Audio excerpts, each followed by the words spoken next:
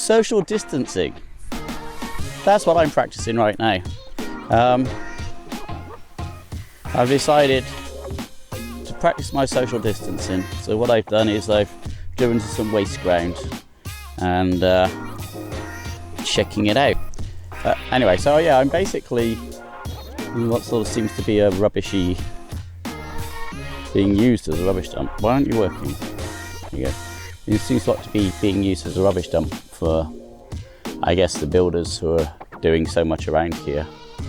That over there, apart from the black clouds, that is the big box in Sunway, and this is just across the road from the big box.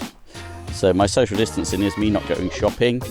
For those of you who aren't in Malaysia, you might not know this, but so basically today, I believe it's the first day that we have effectively gone into a sort of semi-quarantine state. So most things are now closed, but grocery stores are still open, and I guess places like garages and that kind of thing. But a lot of places have been closed down. All the houses of worship have been closed down, which is good because the whole thing in South Korea was based upon a religious cult spreading their stuff. Unfortunately, Brunei is because a lot of people went to a mosque in KL and then took it to Brunei with them, and obviously a lot of people at that same mosque in Malaysia have helped spread it. I'm not saying that's where it came from, but obviously you're getting a big bunch of people and then they're all going off to different places. That certainly helps to spread the virus, so it makes sense to keep people away from any kind of big gathering, especially coming from other countries to do it. America's going for the same kind of thing. I know Las Vegas has just closed down now because my friend the other me told me so. All of the Disney parks closed down around the world. So we are going through some unprecedented times, my people. Some very strange times. This is something that we haven't been through as a race before. I mean, I know there's been plagues and there's been mass deaths before, but I don't think that there's been the kind of situation where basically people aren't allowed to move in or out of countries.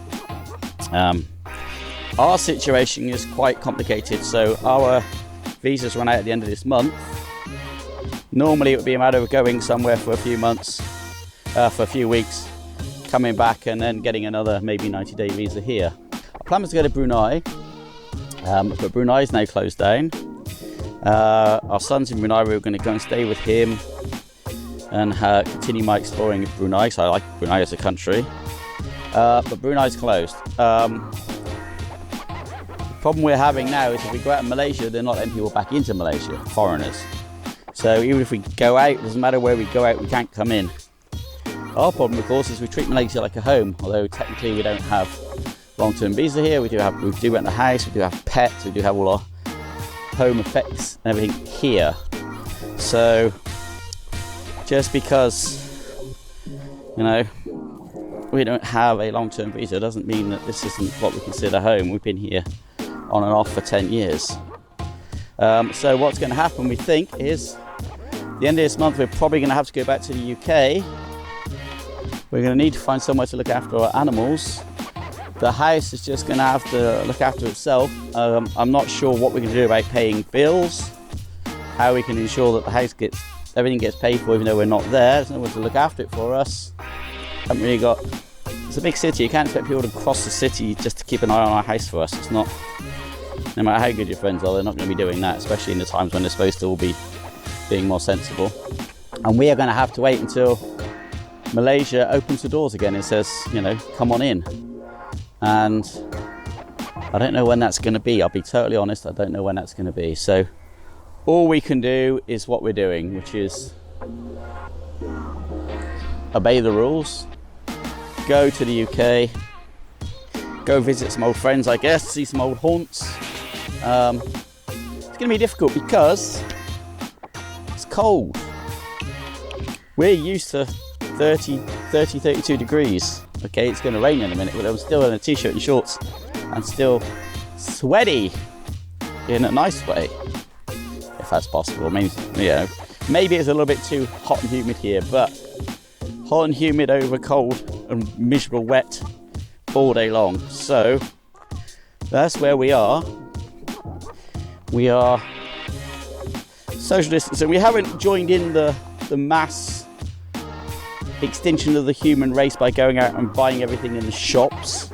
We have our normal amount of toilet rolls that we would normally have. Also, being in Asia, we have bum guns as well. So some people in Asia use only bum guns. Obviously, there are some people that use toilet paper. I use a combination because why not? We've got both options. So I'm a wipe hand splash kind of guy. So that's kind of where we are. That's life. Life is, for all of us, difficult at the moment. I don't know why. My camera is supposed to keep me, it's supposed to be following me, but I don't think it's bothering with that. So it doesn't matter. You just kind of get me at the corner of the screen, which is actually probably better. That sky's looking a bit, isn't it? It's a bit. Yeah. So my task will be to get home before that really explodes. But for now, hey, we're just, hey there.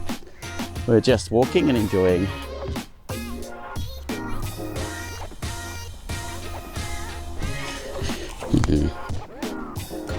It is beautiful. And I think the other problem with what our plan is we are so happy in Malaysia. I've never been happier than I am now in Malaysia. It's kind of like, truly has become the place that I call home. I love the people. I love everything about the place. It's, I don't love everything about the place, that's absolute lies. I'm out of here, I'm not allowed to whinge and moan, I've been told off. Let's go home.